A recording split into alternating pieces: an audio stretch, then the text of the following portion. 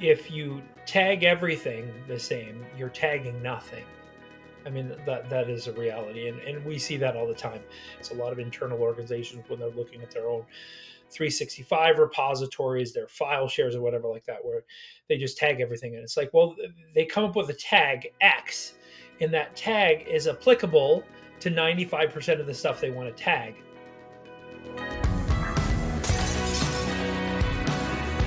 You're listening to Discussing Stupid, a podcast sponsored by Hi Monkey. Join your host, Virgil Carroll, and others as our podcast helps you transform bad digital experiences into teachable moments you can use. Today's episode is just, one of my most favorite topics to talk about. And you'll probably notice when you listen to the podcast that I am very passionate about this. And today we're going to be talking about metadata. And what do I mean by metadata? But the things that help people find stuff through, whether it's your internal site search engine or maybe it's public search, but the information that helps people not only find but also understand it. And in all the years I've been doing this, one of the things that I've always noted is that this is one of those areas that everybody wants a silver bullet. They want that absolute answer. And I'm here to tell you it doesn't exist. And anybody that tells you that it does is wrong. Many years when I was giving speeches around everywhere, I used to always say that information architecture, kind of metadata and all that kind of stuff was really 20% science and 80% art. And that really is key to understanding that you have to be able to work at this, and it's something that's going to be a continuous process. And today we're going to talk about it big time from an aspect of talking about, kind of how much tagging do you really do? What is too much? What is too little? And that's just so important to understanding that there is no right or wrong answer, but there are strategies that you can use to make this successful.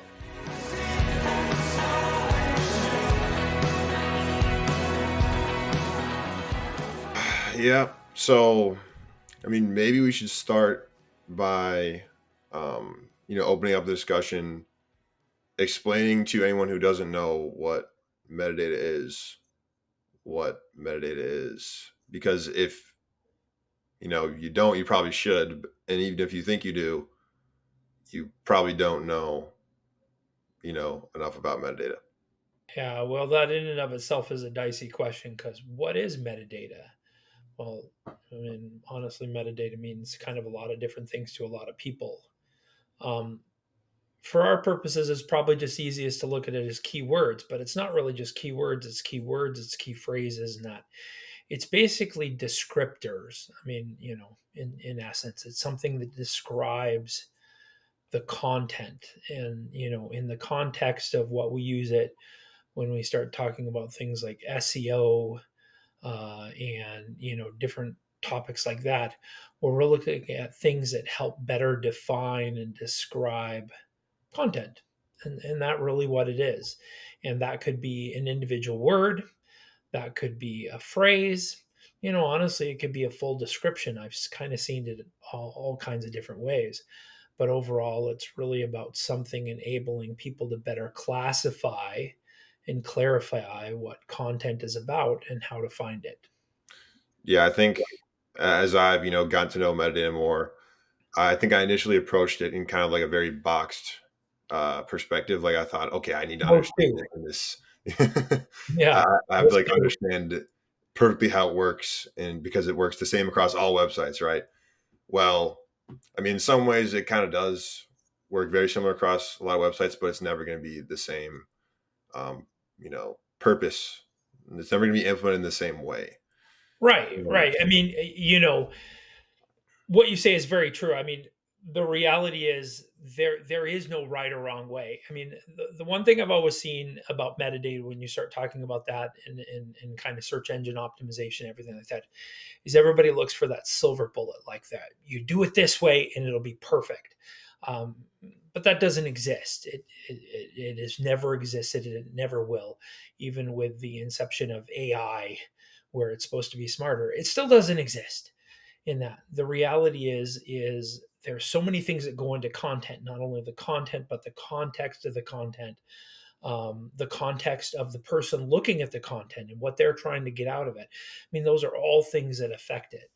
And Yeah. so when you start looking at metadata, you're really trying to help make it easier to find things. But, I mean, you're right. There's metadata in different things. Like on an e-commerce site, a lot of times metadata is really considered like a tribute. So now I don't just want a shirt, I want a white shirt. I don't just want a white shirt, I want it in a large size, or a particular cut or a particular style or something like that. That's all metadata, and I can use that not only to kind of narrow down something like when I'm trying to order, but also find something.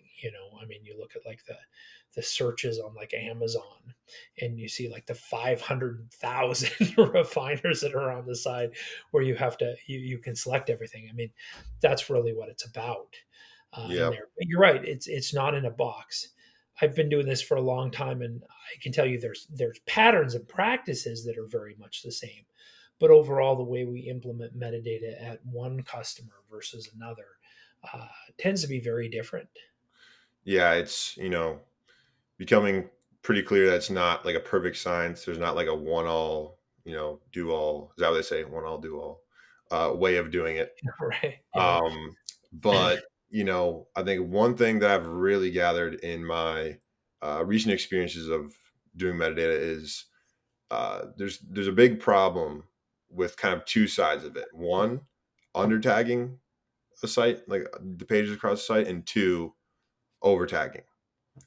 And I bet you could speak to both sides of that issue pretty easily. But I like, we'll get to this later in the episode. But uh, I think there needs to be kind of like what I have personally coined as like a Goldilocks zone per site, and like how much tagging you do per page.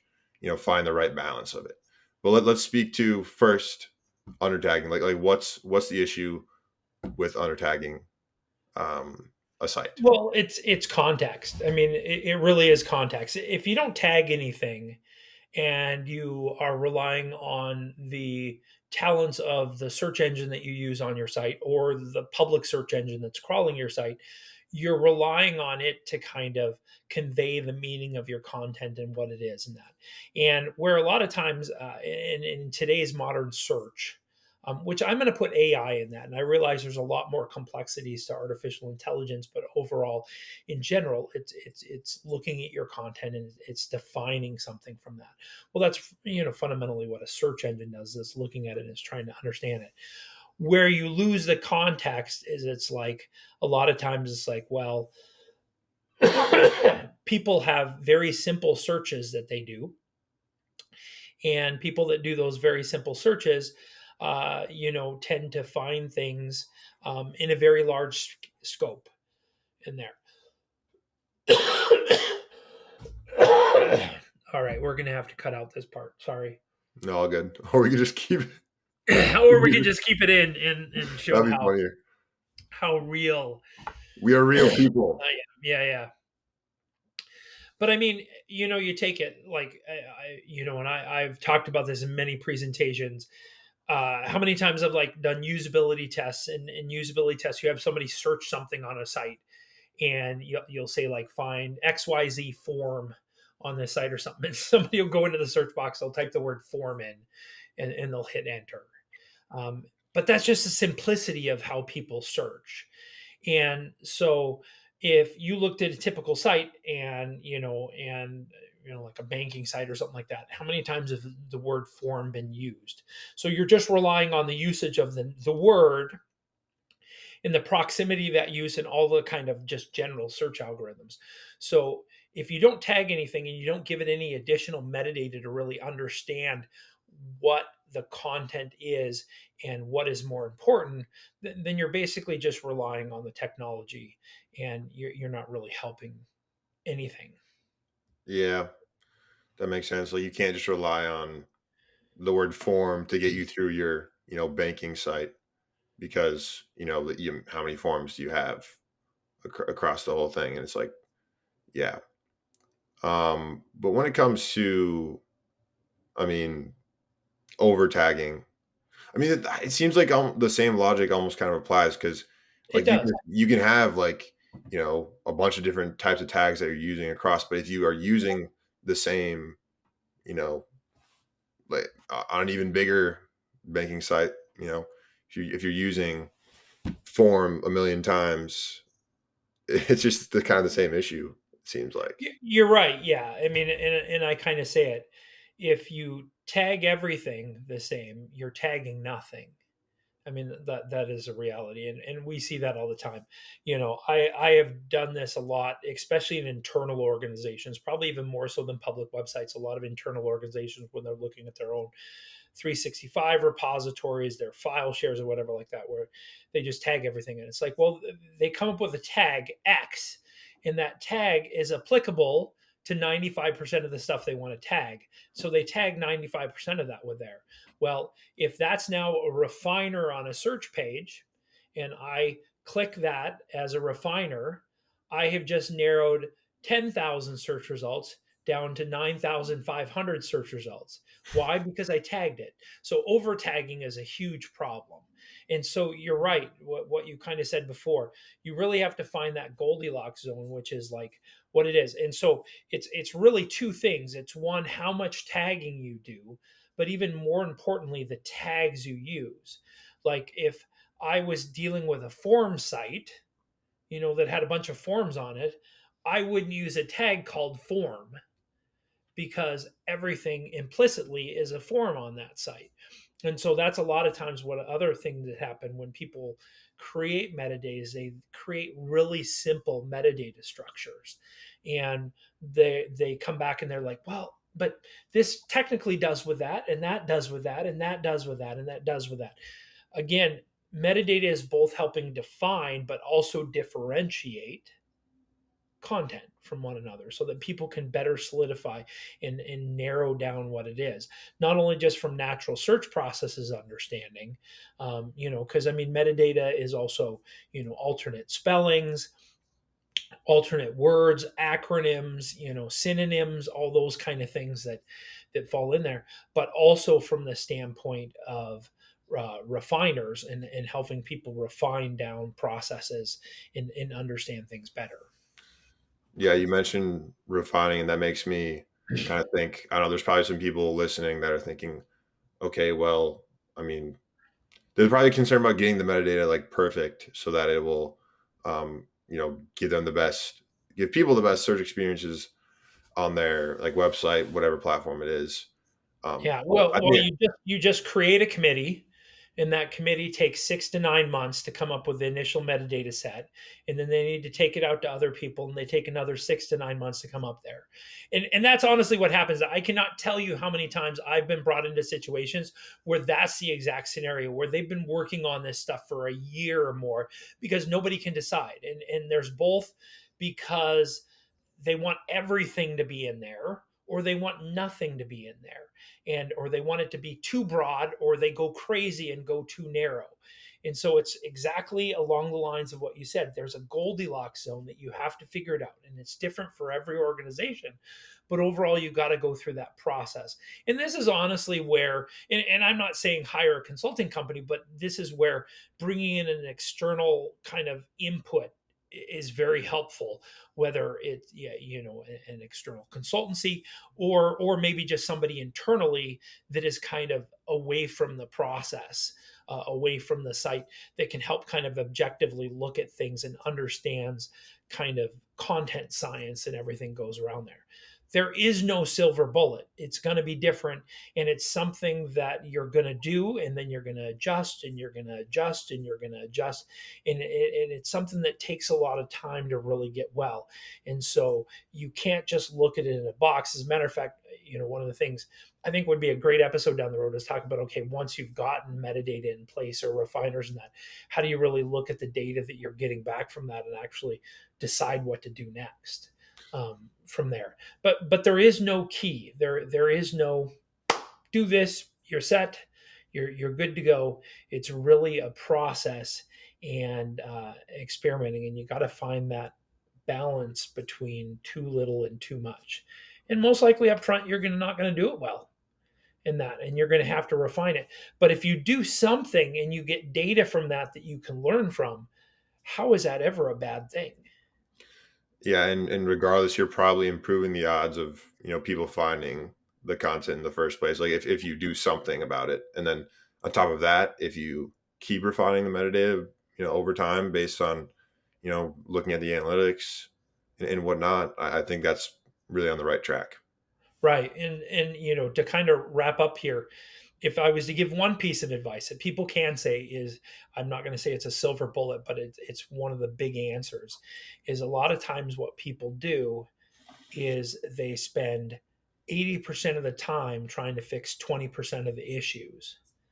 And I really look at this as like a lot of other things. If we can get 80% of the traffic that's very simple, that does very predictable things to be more successful, then we can spend time on other things trying to make that other 20% that is so difficult to nail down.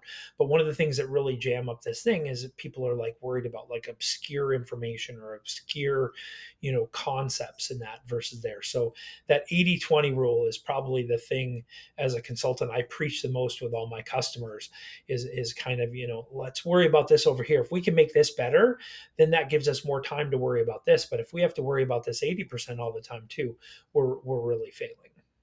Hey, I know it can get really hard trying not to get tied up in obscure concepts. So just want to pass on a little sympathy for those doing that right now, but you don't need to. Yeah. So speaking of some metadata, one of the things we'd love is, we're continuing to try to grow our podcast and, get people's help with that. So, if you enjoyed this episode, please hit the like button and subscribe, and also share it with your colleagues, because that's kind of how we get it. And that's how our metadata spreads around. Indeed. We do that as well. Indeed. All right. Thanks everyone for tuning in. Just a reminder, we'll be dropping new episodes every 2 weeks. If you enjoyed the discussion today, we would appreciate it if you hit the like button and leave us a review or comment below. And to listen to past episodes or be notified when future episodes are released, visit our website at www.discussingstupid.com and sign up for our email updates. Not only will we share when each new episode drops, but also we'll be including a ton of good content to help you in discussing stupid in your own organization.